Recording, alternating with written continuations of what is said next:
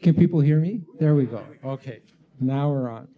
Hello and welcome to this afternoon's session. This session was inspired by a podcast that I did with Jeffrey Renaud, who's in the audience here, through Western's communication department, whose intention was to interview some of the people in the Western community across a range of disciplines and to talk about ideas of creativity. And the idea for that came out of the chair that I hold at Western, the Alice Munro Chair in Creativity, that was founded a couple of years ago with the idea of bringing in writers, artists, practicing artists to the university and I guess using them to start a dialogue about creativity and try to build bridges across the disciplines and look at the ways in which creativity operates across the whole range of university fields. My name is Nino Ricci. I'm a writer. I'm not a moderator by profession, so bear with me over the course of this session. I'm not an interviewer by profession. I've been learning on the job through the podcast series and through events like this. This session brings together a number of people who were featured in the podcast in our first season, as well as a new addition, Sarah Gallagher, who we hope to be hosting in the second season of the podcast, and to, I guess, start a dialogue to see the ways in which some of their thinking about creativity may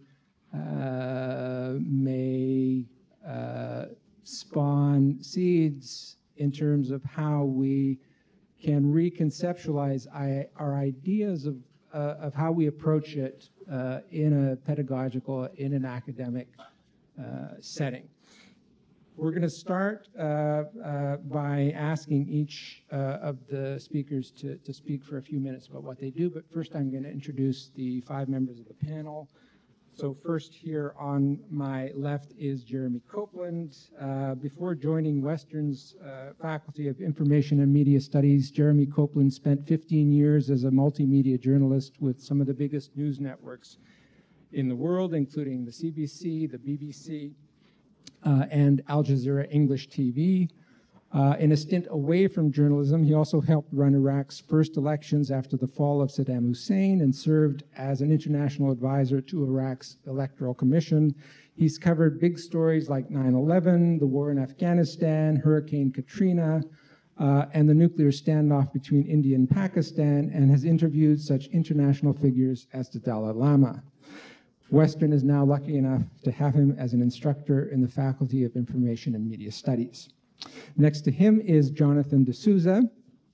Jonathan DeSouza holds a PhD in music theory and history from the University of Chicago, a master's in music from Royal Holloway, University of London, and a bachelor's in music from Western University. His research straddles several disciplines, combining music theory, neuroscience, and philosophy, and examining the interplay of technology and technique in both classical and popular music. His book, Music at Hand, is a groundbreaking look at how the physical interplay between musical instruments and human bodies affects the making of music, and he is currently looking at group dynamics that affect how music is played in orchestras and other ensembles.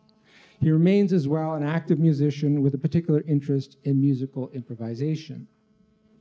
Sarah Gallagher is an astronomer whose research focus is on black holes, a subject all of us are fascinated by and very few of us understand. In particular, she investigates the nature of winds from luminous quasars, which, as everyone knows, are accreting supermassive black holes at the center of distant galaxies. She received her PhD in astronomy and astrophysics from Penn State and spent a year doing research at MIT before going on to teach at UCLA. She is now an associate professor in the Department of Physics and Astronomy at Western, though she is currently serving a 2-year term as a science advisor to the president of the Canadian Space Agency.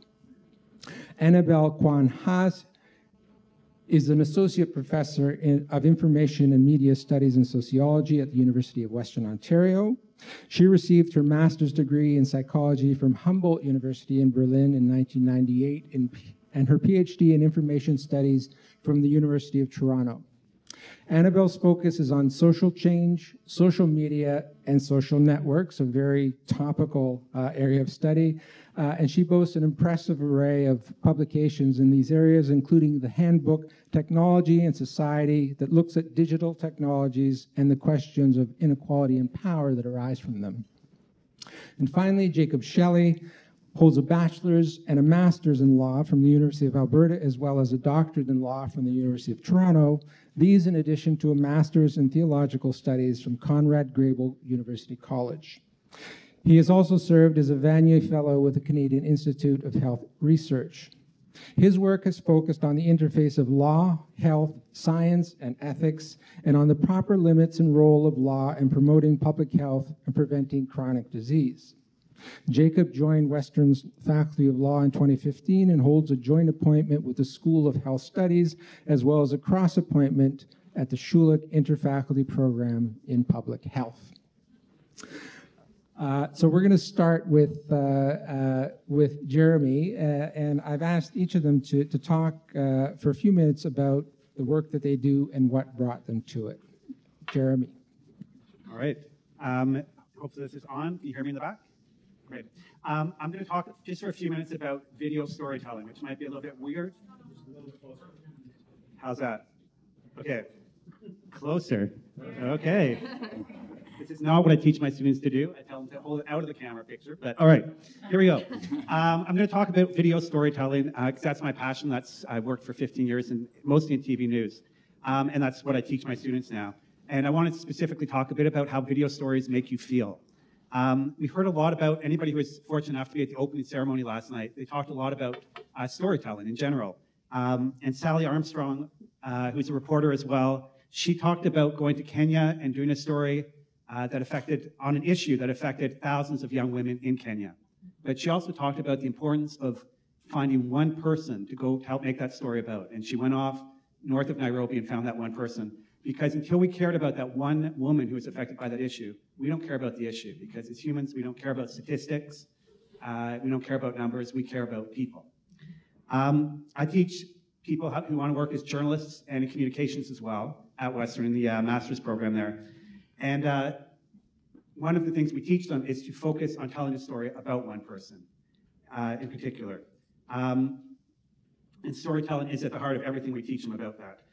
We want them to tell important stories, but we want them to tell compelling stories. And the best, most compelling stories are almost always about one person. And if you think about the last federal election, not the one that happened a few weeks ago, but the one in 2015, an example of that is one of the issues during that election was the Syrian refugee crisis. Some of you may remember. This is 2015. It wasn't a new issue. That's not why people cared about it. The civil war in Syria had started 4 years before that. And in Canada, we mostly weren't paying attention to it. But by 2015, and it wasn't an election issue at the beginning of the election, but we saw a picture in the front of the page of the Globe and Mail that came out of a 3-year-old boy named Alan Kurdi face down on the beach, dead, wearing a red t-shirt. How many people remember seeing that picture? Okay. You probably don't remember a lot of other pictures that were on the cover of the Globe and Mail 4 years ago. That one we remember and became an election issue. Trudeau made a pledge to bring in 25,000 Syrian refugees if he got elected. And we have Syrian refugees living in our city today because of that promise, because of that picture. And that's what made us care about it, the one person. We didn't care about the crisis until then so much. We cared about it a lot more when the one person was involved. Psychologists call that the identifiable victim effect. There's a term for it, and it says that we don't care about the masses. We care about one person. And that's, if you want to tell compelling, important stories that people care about, that's what you need to do. Last night, Maya Angelou was quoted by one of these speakers, and I'm going to not repeat the quote. I've got a different one that I really like that she says. She says, people won't remember what you said, and people won't remember what you did, but people will always remember how you made them feel. And I think that's very true. I'm getting lots of nods from people as well. There's a lot of people who probably believe that. As storytellers, we need to make people feel if they're going to care about it. And we saw that picture of Alan Kurdi, we felt, we cared. Which brings me to video storytelling and why I think it's one, if not the most powerful tool people have for telling compelling stories that are going to make people feel. Because we're biologically programmed as humans to care about people when we see them. If they're in pain, if they're happy, we connect with them and we care about them. They've done tests on this. If I watched Nino getting a needle and they were measuring our brain patterns, Nino's brain would trigger where the pain hits. My brain would trigger the same way from watching him in pain and watching him get that needle. And the same thing happens when people are happy. That emotion as well. I do an experiment with my students where I make two students face each other. One student closes his eyes and is told that when he opens his eyes, he's got to keep a poker face. For 5 seconds, no expression on his face. Keep it totally still, flat. The other person is secretly told to have a huge smile on their face when that person opens their eyes. Big, big smile. And when they open their eyes, about 80 to 90% of the time, the person cannot hold a poker face for 5 seconds. It's impossible because we're confronted by that emotion and we react the same way. And video can basically trick people into, or make them feel like they're experiencing that emotion and that experience firsthand, even though they're not there. And many of you, if not all of you, have probably had tears or cried in movies when they've seen something that's really powerful. And that's because it's visually, we are connecting with that person, the same, even if they're an actor. But because we're seeing them in pain and they're believable, we feel it as well. So that's why I think video is such a powerful tool for telling stories. It's why I think Maya Angelou, I like her quote so much, because video does make you feel, and if you want to make people feel, if you think that's the most important thing that people are going to remember from a story, video is a terrific tool for doing that, and that's why I'm passionate about video storytelling. Thank you, Jeremy.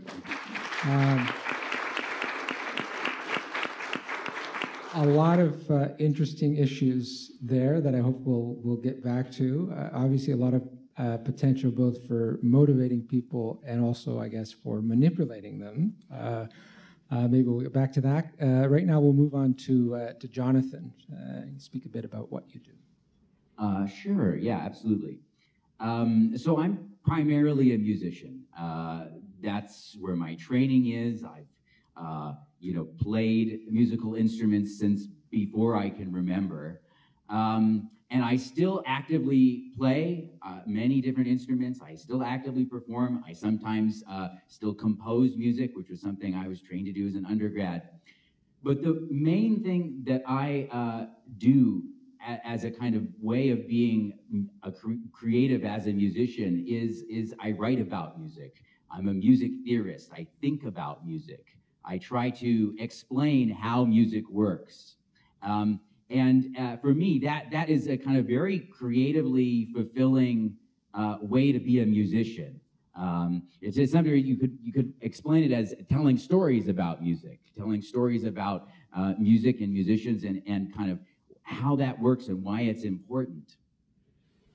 It's a field, a lot of people think music theory and they think, the scary stuff you're taught in, a high school music class or in your piano lessons, just things you have to memorize that can be very dry. And it can get very technical. But when you get to a kind of higher level with you, when you start to go deeper with it, you see that that technical thing is also quite creative. So that to be a music theorist, I think, involves a kind of artistic creativity as well as a kind of analytical creativity. And in that sense, I think, being a music theorist is a little bit being like, say, like an architect or something like that, where you kind of have these kind of different modes that you get to blend and mix in ways that I think are fun.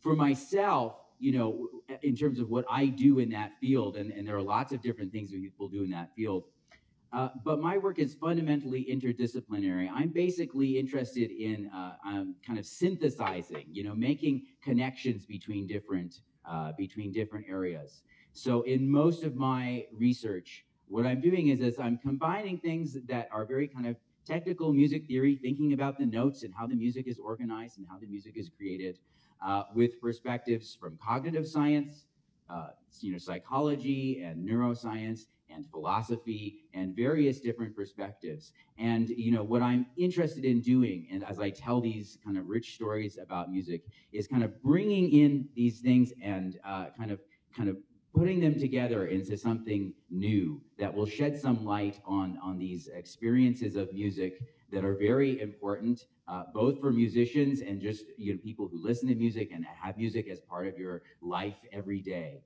So that's the kind of work that I mainly do. Thank you, Jonathan. Yes. I'm already starting to see some lines of contact here in terms of how we think about the effects that these forms have on us. I mean, we could talk about both video and music in those terms, and also the fact that we're now able to chart those through actual brain patterns so that we can bring it down to an almost scientific understanding of the kind of effect those things are having. We'll move on to Sarah now that we're onto the subject of science. Thank you, Nino. So I'm an astronomer, and I study supermassive black holes in the centers of distant galaxies. And when you say something like I study supermassive black holes, that sounds like a joke, right? Like something that somebody made up. We actually call them that. And of course, astronomers are very superlative all the time. So sometimes if we find something that's like bigger than the super, we have to call it a hyper or an ultra. And we use those sorts of words as well frequently. But so far, we're just at supermassive as far as black holes go. So what I really love about astronomy and why I started studying it when I was an undergrad is that as a student, astronomy is something most people don't study when they're younger. They don't study it until they get to university. And so I'd studied physics before, and I really liked physics because it's a way of describing the universe in an orderly way, and there's patterns and regularities, and it's incredibly powerful and versatile for describing all sorts of different phenomena, from tiny, tiny interactions between atoms to the orbit of the Earth around the sun and things that happen on massive scales.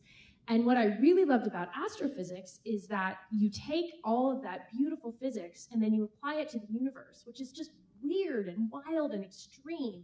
And what is more extreme than a supermassive black hole? And because it's nothing, you can't study it in the lab.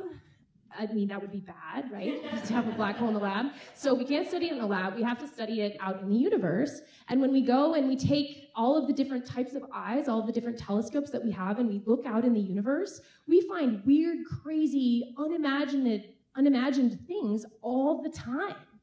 And things like black holes and neutron stars, and then you take them and you crash them together. So there are all these dynamic, exciting, weird things that happen that were not expected at all. And so I love that way in which the universe itself is creative and surprising. And that if we don't look out and we don't look at what exists out in the world, then, I mean, these are things we wouldn't have imagined. And so that just capacity of nature on this grand scale to surprise us and force us to expand our understanding of the world is something that I really, really love. And one thing about astronomy that's different than a lot of sciences is that we cannot go and visit the systems we're studying. We can just sort of look with our eyes on the sky and gather the information that is given to us and try to understand it.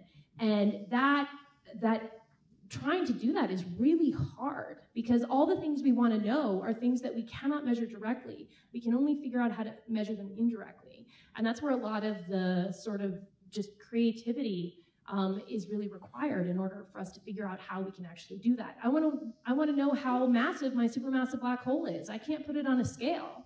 So instead, I have to figure out what do I need to do in order to actually get that number, which is what I really want to know. And that is something that sort of puzzle solving is something that I really enjoy. And I really love the fact that there are all these things that we really don't know. 75% of the universe is made out of weird stuff. We have no idea what it is. So I'm not worried that I'm going to run out of things to do in my career, or my students are certainly not going to run out of things to do because there's so many things that are just unknown. Not unknowable necessarily, but unknown right now about the universe. So, and that's something that really motivates me and keeps me going. Thank you. Thank you, Sarah. Yeah, so you're certainly working on cutting edge work in terms of expanding our knowledge of what's out there. I think, Anabel, in many ways, you're also kind of at the cutting edge in that the field that you work in is a relatively new one, or dealing with new media, and we really are in the dark about what kind of effect that's having. So maybe you could talk a bit about that.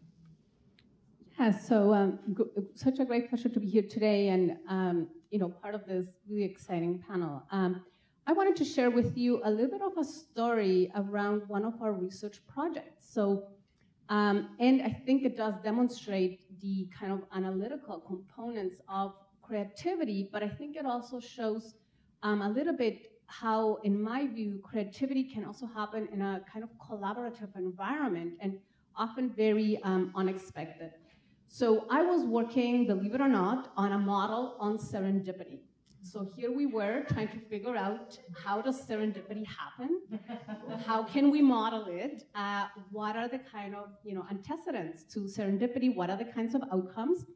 And so one of the things that we learned very quickly is that, first of all, I don't know if any of you knew this, but serendipity is a word that does not really exist in any other language. I don't know how many of you are multilingual, but serendipity is a uniquely English word. And the reason is because it was made up. Somebody came up with the idea. Who knew, huh? So, and what it really means is the sagacity to be able to make an insight. And the more I explored the area of serendipity, the more I really was fascinated by the history of the word, the meaning of the word, and how do we make it happen in our lives. So here I am trying to figure out, how do you model serendipity? What are the storytelling that happens often with serendipity? Because think of your own serendipity story. When has serendipity happened in your life? Often we will only know it after the fact, So after it has happened, you will have a story to tell how you got to that serendipitous discovery. So now my graduate student, Kim, at the time, she's now a professor at Guelph, also doing work on serendipity, it happens. We were sitting next to each other, and I kept, just sharing stories about the complexity of this work and how, how can we model it? What would be the things that need to be in place? And she was working on a different project. So she was working on ebooks. So she was really interested in how ebooks is changing scholarship. How do we move into digital environments? What are the complexities of reading? And in these environments, does it change how we read, how we perceive text? What happens to the materiality? And we were both sharing stories, each of us on our own project in our little bubble. And all of a sudden, after this happened about 2-3 weeks, the more we talked, the more we realized that the project on ebooks was closely linked to the project on serendipity. And we're like, this is weird, there's so many interconnections here. And she said, yes, in my interviews, so she interviewed primarily history scholars. She says, well, look, the history scholars are all complaining. And I'm like, well, why? Because they feel that the digital environment can take away the serendipity that is so important to their work. So the more we looked at it, the more we decided that we needed to bring those two projects together. So the project on how do you model serendipity in everyday life, with the project on how do digital environments potentially reduce our serendipity. Now, think of your everyday life. Sometimes when you're just walking around, like you enter a library, for example, you see, a display of books, and you wonder, I really like to read this book, and that book can lead to many discoveries. That's a serendipity right there happening. So the more we thought about this, we thought, well, maybe we need to bring in more of those kind of real-life experiences into the digital world. Because now digitally, a lot of what we do is pre-programmed. So people search for information, you find a single hit. That exploration that happens at the library is often removed. So I'm really keen on continuing to model how does serendipity happen? And maybe, if you have a story of serendipity, I'd be very happy to hear from you.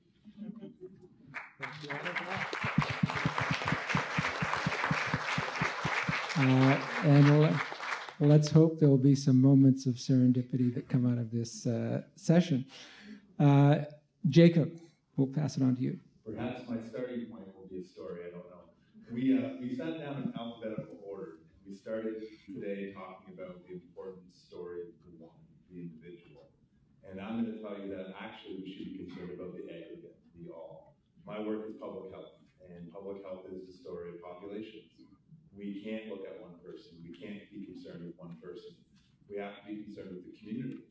And then how do we get people interested in the community and how it affects all of us? Not that the one isn't important, but how do we create policies? How do we create social change when we think about everyone, the aggregate, or at least populations, groups of people. And that's very, very difficult to do, particularly as we put into place what might be perceived as draconian laws around our favorite things like food, alcohol, tobacco, cannabis, drugs, whatever it might be. And that's most of where I spend my time doing research. And so I like to joke that I do a lot of field research. As a legal scholar, there's not a lot of laboratory work, so I go out in the community and I break bread and I share drink. And I talk about food a lot. Food's my main passion, and partly because we all relate to food. Of all the things I just mentioned, some in the room won't drink, some won't smoke tobacco, some have never tried cannabis, some will never use drugs, but everyone has a relationship with food. And that relationship with food actually has quite a significant importance for how society is structured. If we think of the factory to farm to fork continuum of all the different actors at play and how our food is produced, how it's sold, why it's sold, where it's sold, to whom it's sold, how we advertise it, how we disclose information about it, who's responsible when things go wrong, etc. Food is the biggest part of our economy that we take for granted in my mind. And so much of my work is looking at how we can regulate the food environment to ensure that people have the best chance to live a full and healthy life, while also not being told by the state or by others how to eat or what kind of preferences or food choices they should make. And so most of my work centers around ideas around of autonomy or liberty, but combined with what do we do in society when we're increasingly getting sicker and sicker from diet-related chronic diseases such as obesity, diabetes, cancers, and so forth. And how do we make changes to make sure that the next generation can make fully informed decisions about food, particularly as our relationship with food has really changed in that we mostly just prepare and consume it now. We do not produce it on our own. And that actually changes the nature of how we actually think about food. And something I've been thinking about a lot this year is one of my younger brothers who is in BC has started hunting for the first time and has this year shot a buck and a bear. And the conversations that ensue with people that are so upset about the killing of these animals and yet have no awareness of actually what factory farming looks like or the relationship they have with their own products. Or for those that may take a higher moral road and say, well, I'm vegetarian or vegan, who have no idea what soy is doing to the world or how genetically modified crops are necessary, unfortunately, to feed our populations. And so I spend most of my time thinking about food, so it's a good excuse to do research. Thank you.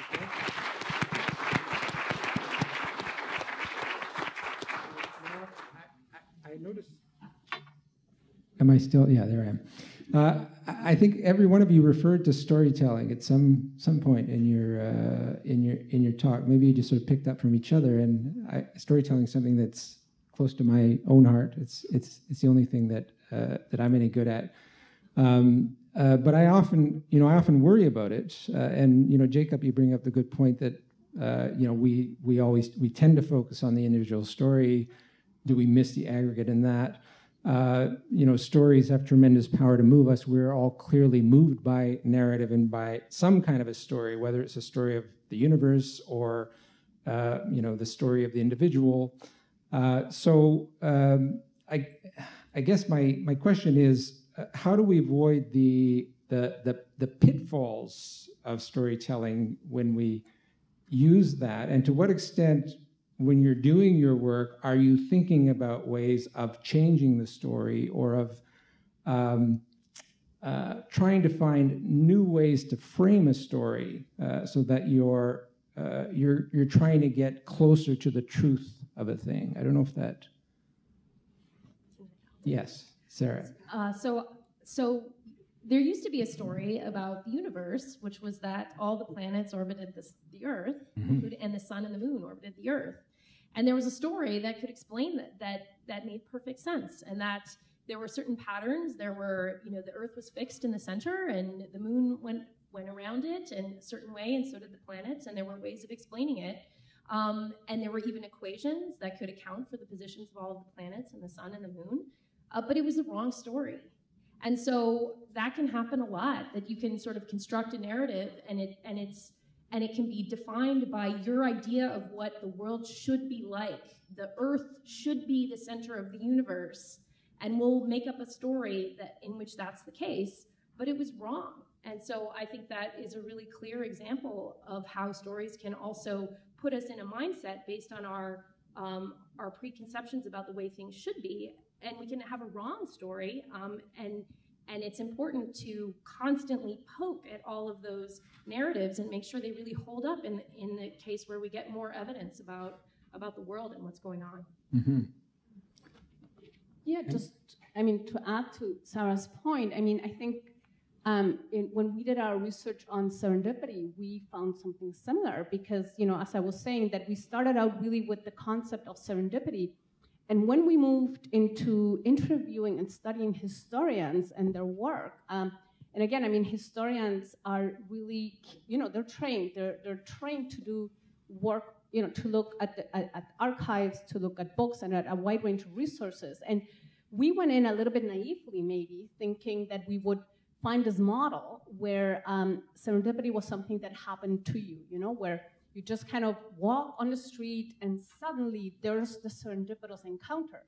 But the more we looked at the work of historians, the more we interviewed historians, we kind of realized that in a lot of the storytelling, the narratives, they used a lot of active verbs. So there was a lot of, I'm searching, I'm looking, I'm, doing. So we realized over time, as the more we analyzed how they, we're studying kind of the work of historians, basically, that the serendipity was something that didn't happen to you, but was something you made happen. So by putting yourself in the archives, by knowing, by having read a lot about a specific historical time period, you kind of knew a little bit, or you were ready to find something that you could recognize the value of. So I think in a similar way that a history or the models of serendipity often tend to stress that accidental encounter, we found in our research by looking at active verbs that most of what we saw was really a combination of extreme, knowledge, where people had read a lot, just had an incredible understanding of a field, that combined with putting yourself in the right situations, with creating those situations. And the two together really kind of was important. So even though at the beginning we were a bit myopic to that, I think that the story changed the more we looked into narratives, an aggregate of many, many narratives of historians and their work. If I can also respond a little bit to Sarah's comment, this is an interesting place where music theory and astronomy, these seemingly very far away things, this was a kind of moment historically where these things were actually very intertwined, and people were often, at a very early stage, kind of often mixing these in ways that seem very strange to us today. But, there are people, of course, who had these models of the music of the spheres, right? And theories that the ratios of the planets moving together corresponded exactly to the pleasing ratios of consonances with, strings vibrating at different rates to create harmonies. And it's an interesting historical thing. I think there's a kind of two-way thing here, how people were using music as a model to understand this phenomenon in the universe that they were trying to tell a story about. But then it also kind of goes the other way, and you see a lot of these people also then kind of saying, well, if the planets move according to our musical system, then our musical system must really be natural and perfect and the way that music is or should be, right? Which is, and that kind of universalizing is then also can be quite problematic, right? Because it's saying, this is the way music should be, and if your music isn't like that, well, then it's kind of not really music, it's a very, very tricky thing to navigate, right? And I think the astronomical story wasn't right. I mean, the kind of music theoretical story from our perspective also was kind of biased or kind of not right in various ways. And what I think part of this gets at is not just how these values are kind of embedded in these accounts, these narratives, but also the importance of multiple perspectives, right? The importance of the way we kind of get away from naturalizing, assuming that some aspect of our music is just the way music is really primarily through encounter, right? through encountering musics from other places in the world that are organized in very different ways. And these things that we kind of take for granted, like that pitches go up and down, that's just the way we talk about pitches. They don't actually go up and down. There are cultures in the world where they say they go down and up, exactly the opposite of us. Or people who say that notes are old and young, or big and small. These are things we kind of forget a lot of the time. And so part of what I do in my teaching is try to historicize that, relativize that, and kind of say, like, look, this might be the story that you have kind of always taken for granted, but when we bring in other perspectives, that's another way to kind of shake up those narratives and kind of open up a space to learn something new and to get a new perspective. Just shift that to journalism a little bit, in that idea that stories don't just happen either. You have to go out and find them. And one of the big concerns I have as journalist, somebody who teaches journalism, is that so many Canadian and North American news agencies are pulling back from the world. So to give you an idea now, the CBC covers all of Asia with a few people in Beijing. And you can't do that and get the news. And so unless you go out and encounter the stories and find them, you're not getting them. And all of us have stories in our minds, and they're very strong, and we hold them as truths until somebody can show us a different way of looking at the whole universe. And until somebody goes out and collects those stories, we don't have that shift. I heard a story this morning on CBC Radio. It was about the pollution in New Delhi and how horrible it is there now, and how unsafe it is. I listened to it for about a minute and a half, and at the end, the reporter said, CBC News, Toronto. So it's somebody sitting in Toronto telling us this story. I don't know if that person's ever been to India or not. I have no way of knowing that, but they're reporting it. And that happens a lot. That's not an uncommon thing. It's just the way it is because of cutbacks and people, it's expensive to run foreign bureaus. Until you do have that shift, we hold on to our stories. And one story that comes to mind for me is the Israeli-Palestinian conflict and how they don't understand each other's sides. I mean, we jump out for a minute. We do a very poor job of reporting on Indigenous issues in Canada. I think we also do a poor job of reporting on Palestinian issues, because if you know how the news organizations work in Israel, in that part of the world, foreign correspondents, they're based in Tel Aviv, maybe Jerusalem, but mostly Tel Aviv. They don't get into the West Bank, they don't get into Gaza, they don't actually encounter the stories. They're just reporting on what they're reading in the paper, and especially if you're doing visual stories, you're not getting the visuals to go tell those stories, so they don't get reported. Well, it's very easy to report the Israeli side of the story because you're there. So I just use that as an example that there's always two sides of a story, and until we have a different way and a different point of view of seeing it, we're going to hold on to those values and those stories that we've told ourselves and heard about for our whole lives. And as we pull back more and more from the world, as news organizations and as journalists, and journalism gets cut back more and more, there's a real danger that we're not going to encounter those news stories, and we're going to continue to hold on to stories that might be the wrong stories. And I think it's also important to learn and to think about how to challenge the stories we hear. And thinking with my theologian's hat about the story of the universe, right? It came from a very idea of humanity as being in God's image, right? And of course we're the center of the world, but in my own work, I do a lot of work on obesity bias and stigma and discrimination. And often people think, well, if you don't want to be obese, eat less, move more. But that's a story that's been generated primarily by the food industry, because then the responsibility is on individuals for the behavior of eating too much and not exercising enough, and not on the reality that our foods are no longer produced in a way that are sustainable, and that our lifestyles have changed because of just, factors in the environment, socioeconomic factors, etc. And the narrative has to be shifted, but those deeply entrenched stories that we hold as true, we don't know how to question well. And so there's a lot of work that has to go into shifting the narrative. And I think one of the bigger things we have to do is ask, who's telling the story? And why are they telling the story? Is there something behind the story that we need to question? Not just the truth of the story, but the people that are telling them. And I think I grew up in a very religious environment where there were stories every week from the pulpit, and I learned how to discern and be critical, much to my family's discomfort, I think. But and so I think questioning those stories, both where are we getting the information about this issue from? And so that's exactly that idea of hearing both sides, but also being really skeptical when we hear stories that maybe sound, not to resonate or not to reflect what might be a broader reality. So you talk about your theologian's hat as giving you an entry into how you think about the authority behind stories. And I think all of you here either have come into your fields sliding from another one, or bring some kind of interdisciplinarity into your thinking about the work that you do. And certainly a lot of the research on creativity has shown that having a foot in another field or bringing material out of another field is a way of opening up that narrative, of questioning the authority of a narrative, of seeing it differently. It used to be that we think of interdisciplinarity as a kind of new idea. It's not really very new. As a couple of you have pointed to, in Renaissance Europe, you were expected to know something from every field. Leonardo did not think of himself, as an artist in the sense of which we now think of a visual artist. He created implements. He had a broad knowledge of many fields. But we now live in a world that's very, very specialist.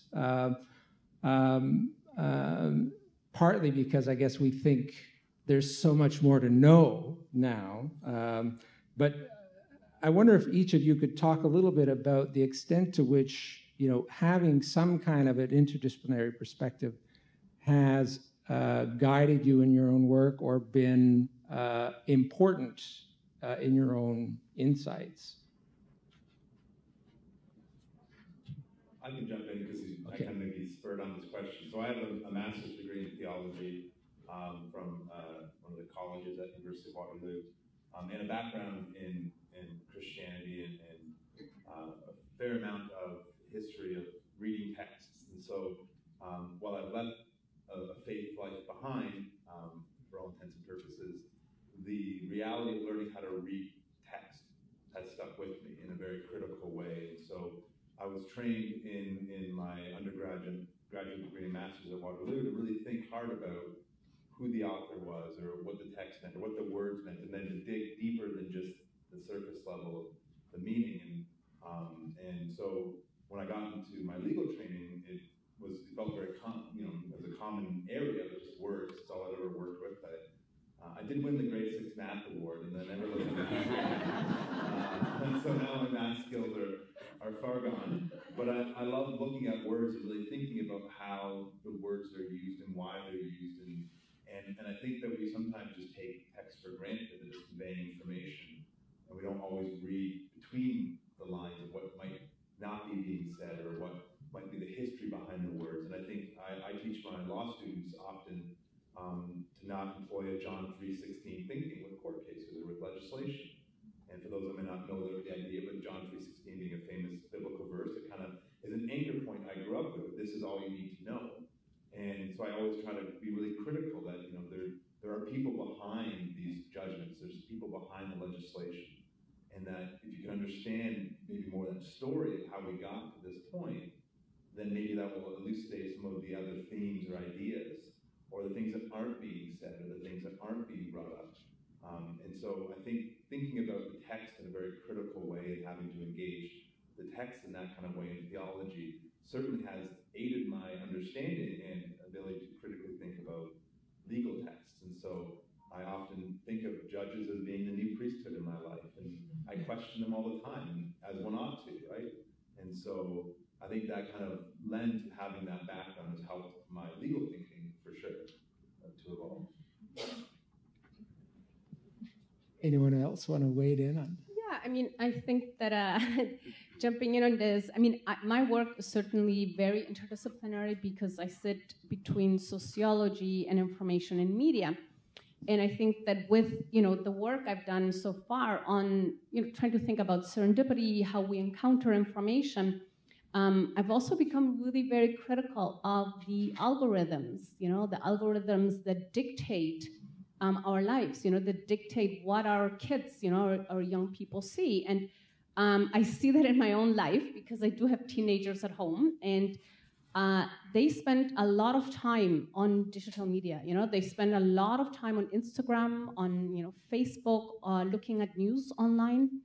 And I worry because I feel that the algorithms filter out what they see. And they provide a very limited kind of view of what the world is like. And I think that, that's where, some of my future projects will hopefully be able to look at, not just as scholars, how do we broaden our understanding and learn about different perspectives, but, how can we help, how can we support, young people today to kind of be aware of, the algorithms that dictate, what information they see, to evaluate that information, to look at the sources. And I think even as scholars, when we are working today, we rely a lot on the digital world. And so how can we broaden up, the information that we find? How can we encounter more information?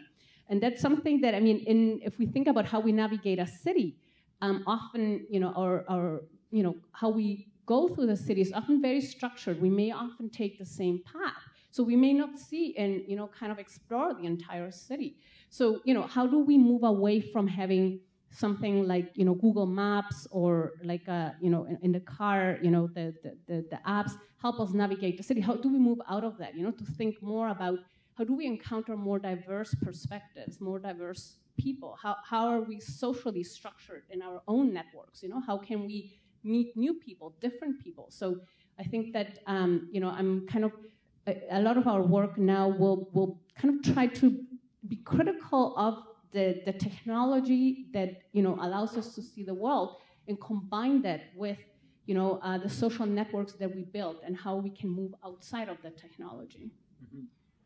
Yeah, I'm coming at this from a very different angle, but one way that I explain my work in music is actually also thinking about how technology opens up a world, and it's not neutral. For me, the technology I'm mostly interested in is in musical instruments and other kinds of creative technologies for music making, right?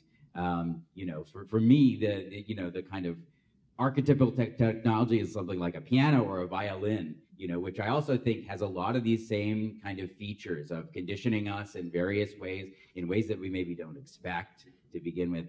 And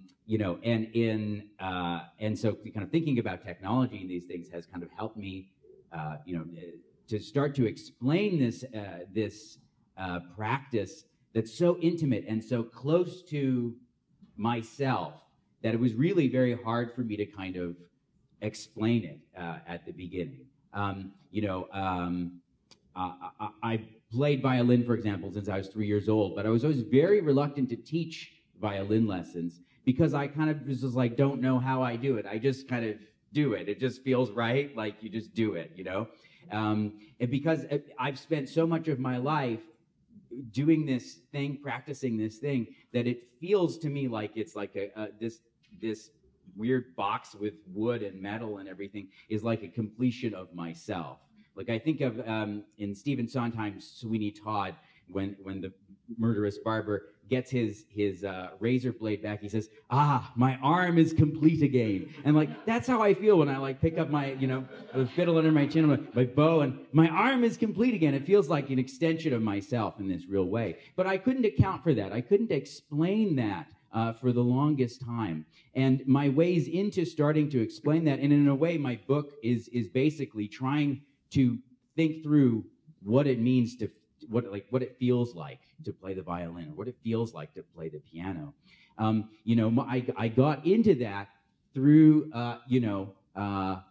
first of all, through experiences with theater, where I started to think about the body and performance, how seeing somebody play is different from just hearing the sound, how the feeling of playing is, again, something that you might not get in the sound. And then that eventually led me to psychology and cognitive science and philosophy, which were not things that I had previously studied. My undergraduate training was basically exclusively music and a little bit of languages. And it was in graduate school that I was kind of wrestling with these problems of the body and technology and music that led me into these other fields, that led me to learn about the brain, that led me to learn about philosophy and these different things, so that I could start to account for and kind of tell the story about this thing that was really too close to myself to get a perspective on otherwise. I'll step in there, which is, I've worked mostly as a journalist, teaching as well, and then the 1 year you mentioned in public relations. And when I was brought in to help run the Iraq elections, I knew nothing about running elections. I had voted. That was my experience. I was not an expert in that way. And there's nobody there to teach me about public relations and media relations. But I knew how to tell stories. And that's what a lot of them, that's what they do a lot. And it was a real eye-opener for me. I learned a lot about journalism from doing that because I went to the other side and told stories to the journalists. And I was telling them stories about the election and what was happening in this Iraq election. And one of the things that I realized was how creative you can be with storytelling when you're dealing with facts. I can take a set of facts and I can tell a story many different ways, and they're very different stories. And they're a truth. I mean, they're truthful. They're based on facts, but they're completely different stories. One example of that is at one point we had audits. There's allegations of widespread fraud during the election, and the UN came in. They had a team come in and do audits on a whole bunch of things. When the news came out that we released in a press release about the problems, we came out and talked about how the fact that the election in this post-conflict country was 99% fraud-free. And that was the headline that went out in newspapers all over the world. And it was totally accurate. It was true. What didn't go out is that there's 120,000 ballots thrown out, which sounds very different. But that is 1% of the 12 million voters. It's all about how you present it. And journalists who are overworked and busy, in that case, took our story and went with it. It's really, so that was interesting about how facts can be used differently and creatively. And you mentioned manipulatively before with video. It can be, I mean, I think journalists and everybody should be very well aware of the fact that you need to question the stories that you're getting. Fake news is, of course, a huge problem. But to me, sometimes the bigger fear is the truth, but it's one person's version of the truth. And it's often got an angle and agenda, whether it's the food industry telling you what to eat or something else. It can be risky. So did that change how you view journalism afterwards, that experience in It made me realize that I have to be much more critical as a journalist in terms of critical thinking. And I stress that for my students. I use that example often for my students to make sure they're not being manipulated by public relations, by large corporations. They're not just accepting the information that they're being given, which is a challenging thing to do if you're working at the London Free Press and you're writing 3 stories a day. To stop and take the time and do the critical thinking, to think about where this information is coming from and make sure you're thinking about it in a careful way. Mm-hmm. I wanted to come back to a point you were making earlier, Jonathan, about how we used to talk about the music of the spheres and this idea that everything was aligned. But is there, Sarah, is there a way in which we're coming full circle? I mean, isn't it true that there is a connection, say, between music and the way the universe operates? Or I remember seeing a documentary that showed how if you make certain sounds, iron filings will line up in these perfect patterns. Are there connections that are actually there, even if they were being mischaracterized? So, I mean, sound is a physical phenomenon. It's something that happens, there's a pressure wave that moves through the air and it hits your ear and the eardrum responds to it. And then your brain translates those signals into, what you hear as sound. So there is a sense, and what you're talking about, so there are these plates and they vibrate at specific, they're on a little stepper motor and they have a plate, and if you sprinkle sand on it, you can step through different frequencies, and as you do that, you get beautiful patterns, 2-dimensional patterns from the sand on the top of the plate.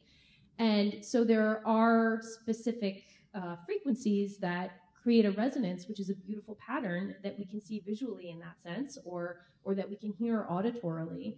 What we decide is pleasing, I'm sure it's completely culturally dependent, but certainly there are these things that happen. Everyone's probably experienced when you're driving your car, and if you roll down one window, you get that pressure wave that kind of pushes on your ears. I mean, that's a physical phenomenon that you get a pressure wave. There's a resonance because the amount of air that's coming into your car creates a pressure wave that can hurt your ears. I constantly have to tell my children, we have a rule, at least 3 windows open, not 1 window, because it hurts my ears when I'm driving. So there are physical things, but I think what you decide is beautiful, is different, is very culturally dependent. So there's another interesting way in which we use sound when we're talking about physical phenomena. So there's if you have 2 black holes and they get really close together, eventually they will merge and they will send a ripple out through space-time. It's called a gravity wave.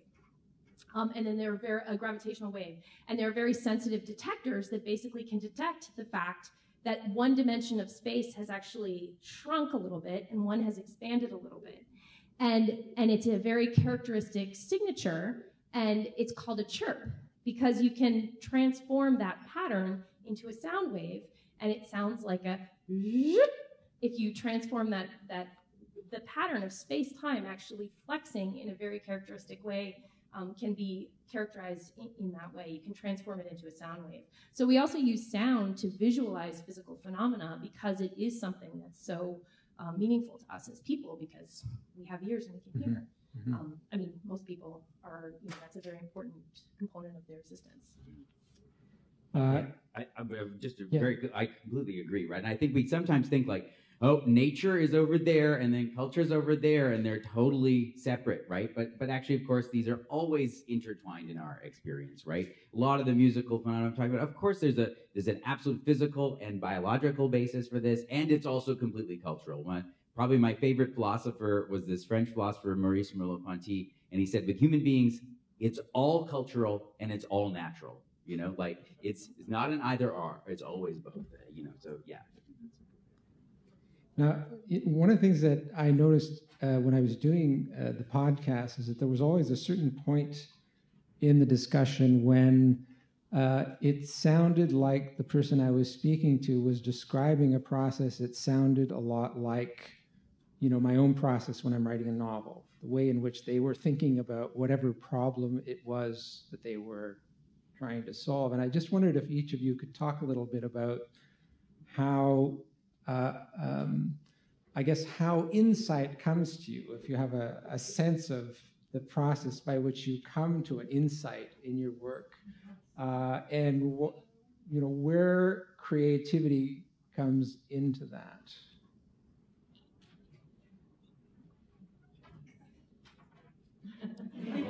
So I'll start. I know I just spoke, so I'll be quick. So there's something, if you go out and you want to look at the night sky, you have to wait about 20 minutes until your eyes get dark adapted. And then there's also another trick, is that some of the stars and some of the planets have colors to them.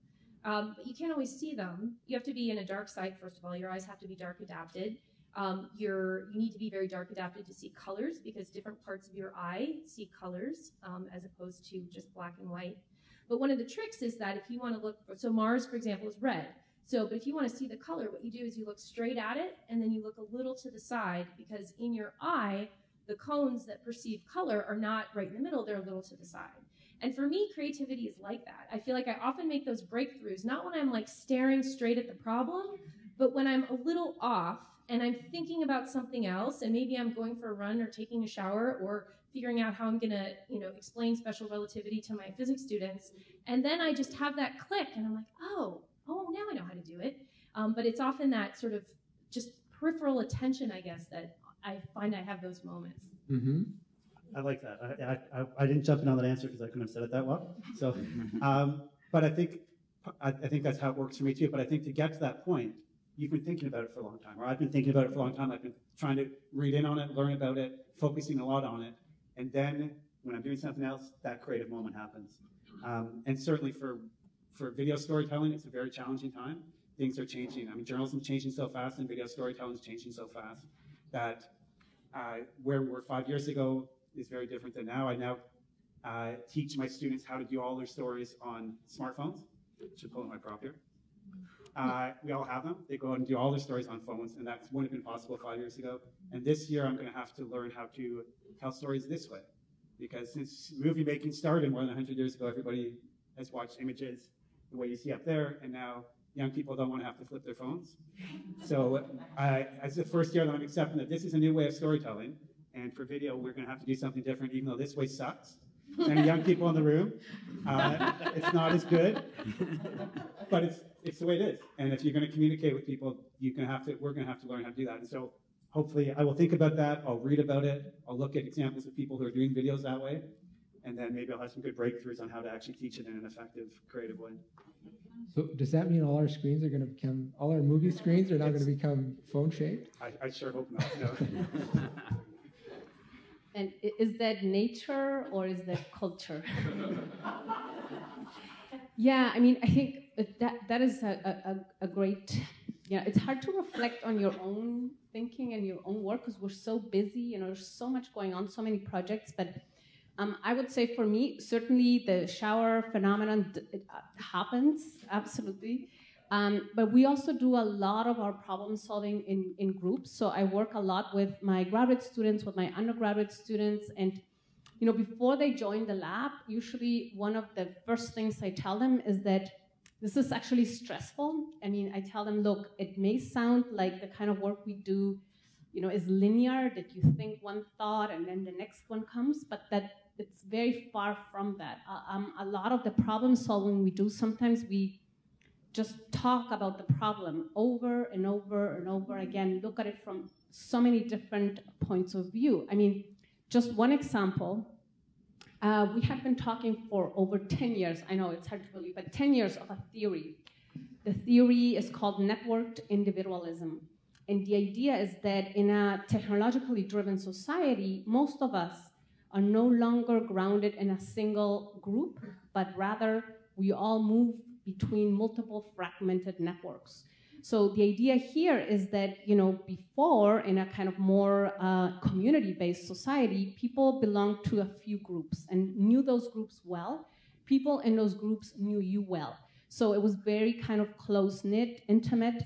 Whereas today, we argued, and that was the theory, that people moved between many, many fragmented networks, whether it's a digital network, a church network, a school network, but that because of the technology, we were able to easily shift from one network to the next. So the problem was, how do you show the evidence for this? Like, how are we going to assess this theory and demonstrate, that this shift had happened? So, and that really took a big group of, scholars from the US and, from Canada to just really think through the problem. Again, it was a very long process. It was about multiple perspectives. And I don't know if the solution we came up was the best. But for now, at least we could demonstrate that, anything we had thought about before was actually not the case. So, I think the insight was just kind of trying to look at the problem and break it up into kind of multiple components. So we ended up saying, well, look, we need to look at people's personal networks in terms of their family and friends. We need to look at their work networks, in terms of how they socialize there. And we also need to look at how diverse those networks are. So it took kind of just a lot of rethinking of the problem itself to kind of reach what we think may be a good solution. The paper is coming out. So we're waiting for the critique. We know it's coming, but at least we thought it was a first attempt to deal with what we felt was an important problem. I think for me, I have some of these eureka moments as well when I'm not trying to look and I find something, but more often when I'm trying to generate thinking or refine my thinking, it's through dialogue. And it's often with peers and colleagues, but it could be with a lot of different people. You have to justify your ideas and you have to explain your ideas, to defend your ideas, particularly to someone who may not either share the same values or understand the concepts or have any interest even in what you're talking about. It forces you to really think through all of the nuances, and I find that kind of, that's why I love coffee shops. I've always loved going to coffee shops, and while there's health consequences, I love going for a beer, because you can sit down and you chat, and you just chat. And I think when I sit down and I try to write out an idea, I have a really hard time articulating it the way that I want to the point where there are times where I now record myself talking.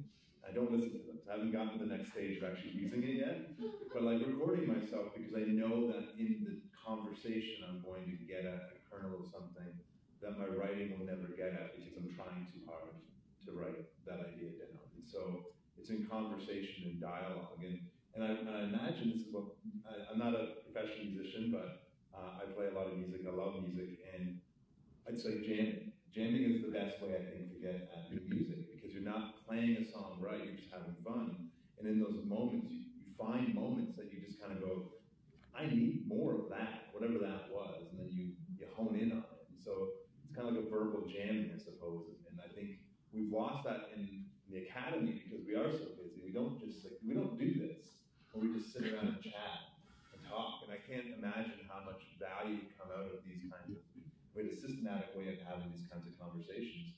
I think we'd all be much better scholars, and we'd be better friends. Yeah, I mean, I think the musical example here is perfect, right? And a lot of great songs have come out of that, where people are just jamming, something happens, and you go, oh, that was good. What was that? What let's figure that out. And then you can take that kernel of something and develop that into a hook, develop that into a song, develop that into something, right? That's kind of taking that click moment. And then, once you have that click, a lot of it is just legwork, working it out, setting it out, but you see from that moment what it's going to be, right? It's interesting, so at Western, I've been directing an interdisciplinary development initiative funded by the university called Music, Cognition, and the Brain. And it involves people from the Don Wright Faculty of Music, from the Brain and Mind Institute, and the National Center for Audiology. And as part of that, a lot of it is just organizing events, visiting talks, or we have a 2-day retreat every spring. And I always say, mostly seriously, the most important part of the event is not the talk, it's the lunch or the dinner after the talk.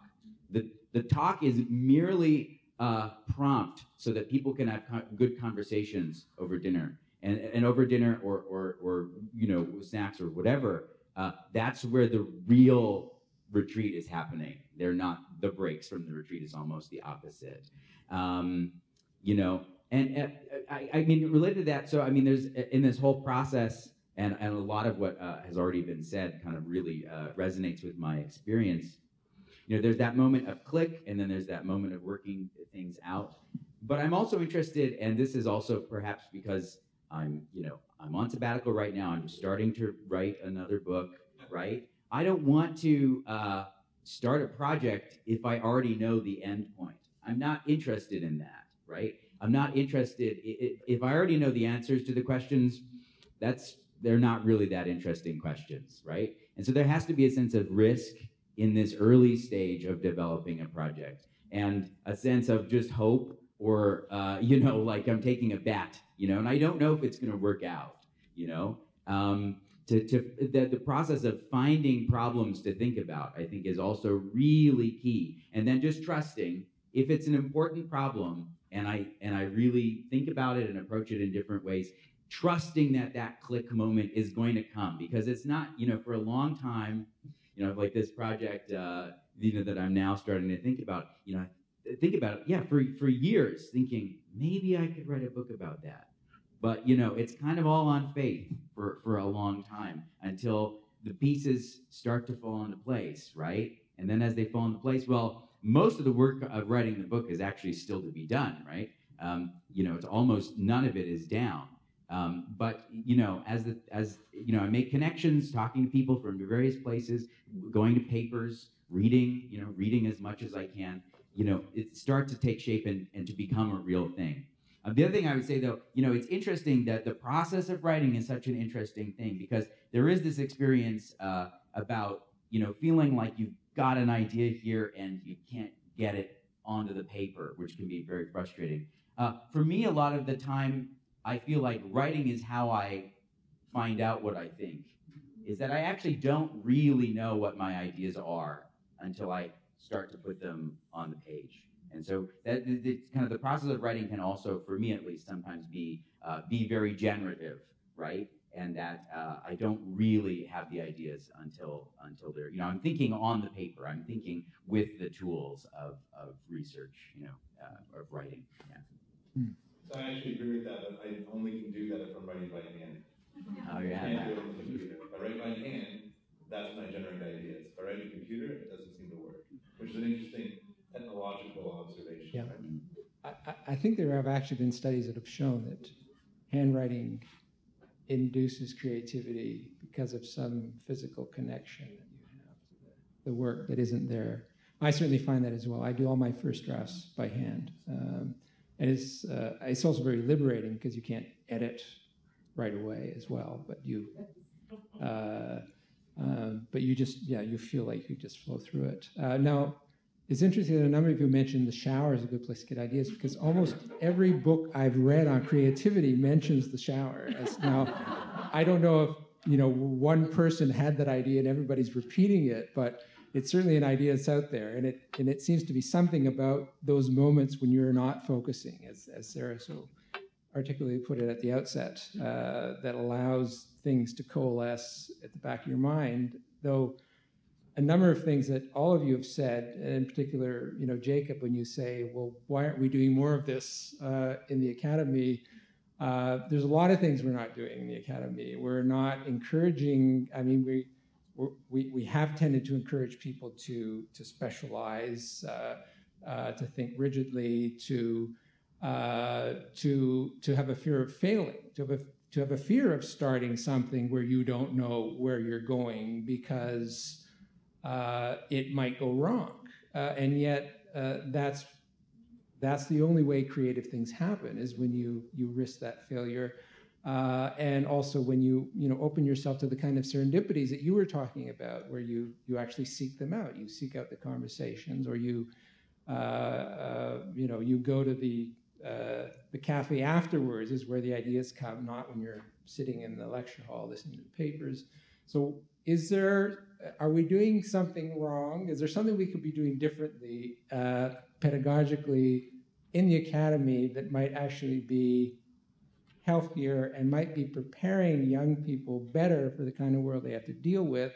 And I think this also speaks to this, we've talked about the division between culture and nature, which often comes down to, arts versus sciences, which, as we've, decided and found, is kind of artificial. So are there things we could be doing differently in the way we teach that might be preparing people better for the world they're going to have to live in?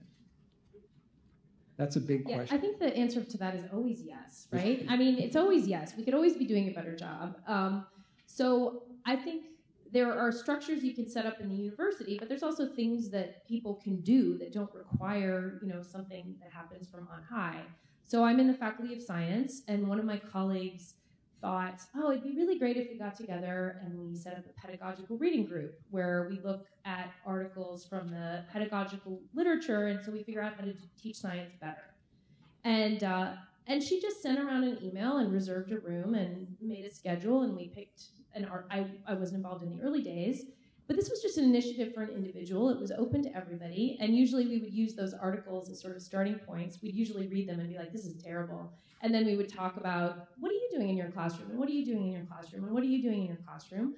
I learned so much from my colleagues about teaching and about students, and it made me as a teacher much more compassionate, because I realized that certain things I might be doing might make students anxious, and based on the experiences of my colleagues. And then from that experience, I actually wound up, one of my colleagues there was a computer scientist, and we wound up chatting. So this is, again, like what's happening in the not why you're actually there, but what's happening in the off time at some other time. And it turned out that we had something in common. He had an expertise in computer science that I could use to apply to the study of black holes, and that developed into a project, and we co-supervised several student projects. So I think that those sorts of things that happen in the university, they don't have to happen in an organized, formal way, but people have to be willing to leave their building and talk to their colleagues elsewhere, and eat somewhere else instead of the place that's right across the street from where their office is.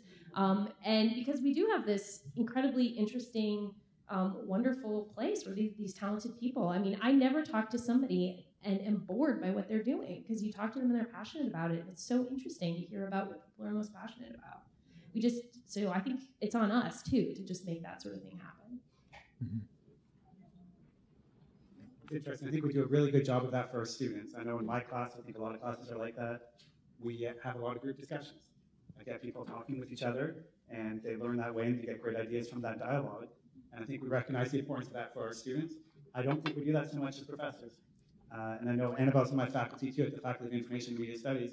People come to work probably 2 days a week. A lot of people work from home the other days, and they come in, teach their class, and go home. So there isn't that kind of interfacing, and I don't know how we change that. But any opportunity that you have to do it is a positive thing, because they come together and absolutely get those good ideas from talking to other people.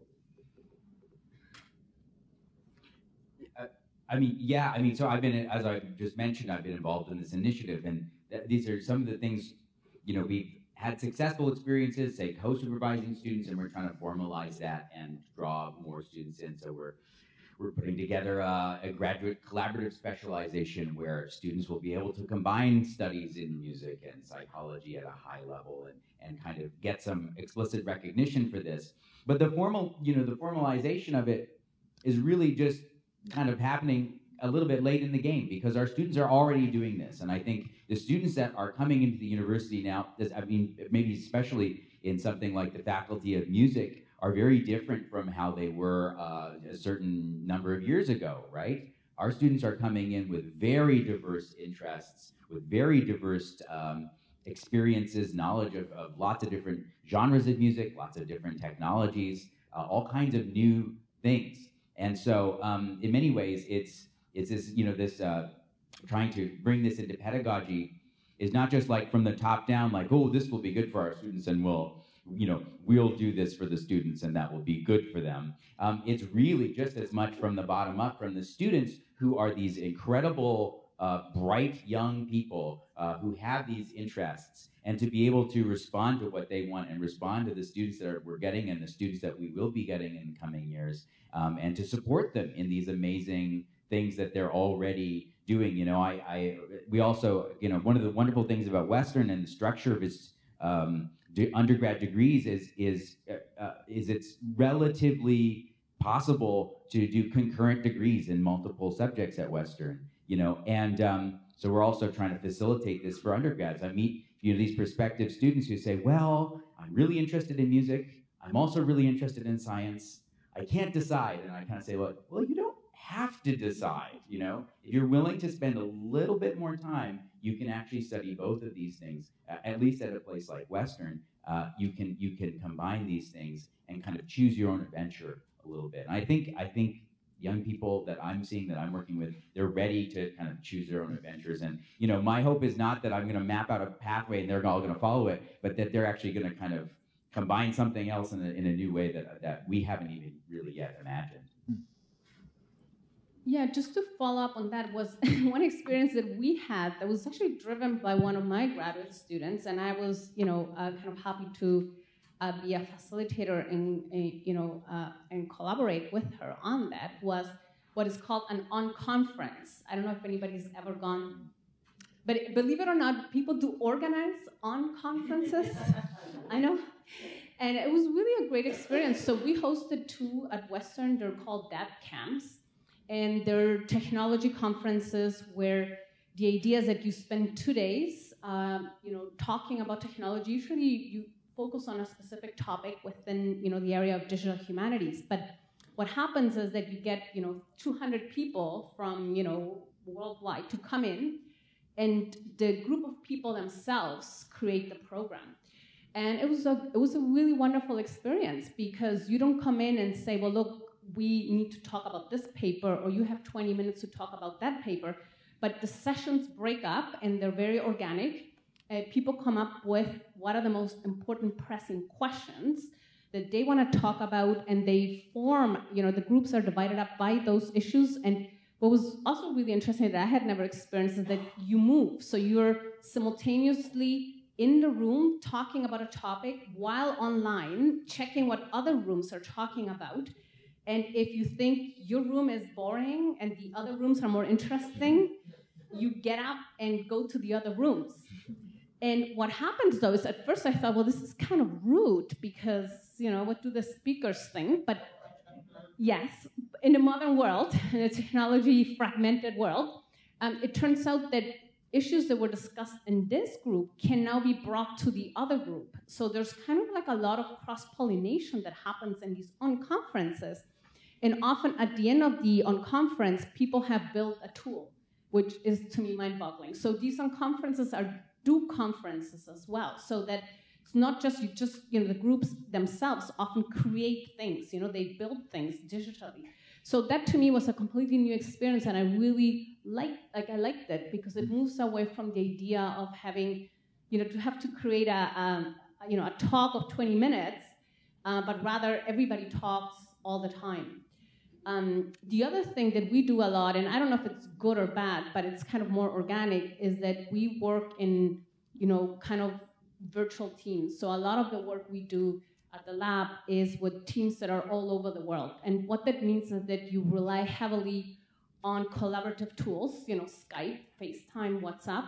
And I feel that some of these projects they're always ongoing. And I don't know, again, if that's a good thing or not, but you're constantly getting updates from collaborators, and you can kind of imagine that as you're going to bed, people in India, are just starting the workday. So there's really kind of a lot of new forms of working that, I'm just getting used to, but that are really global. They're global teams. And, my students love it because they often get to travel there.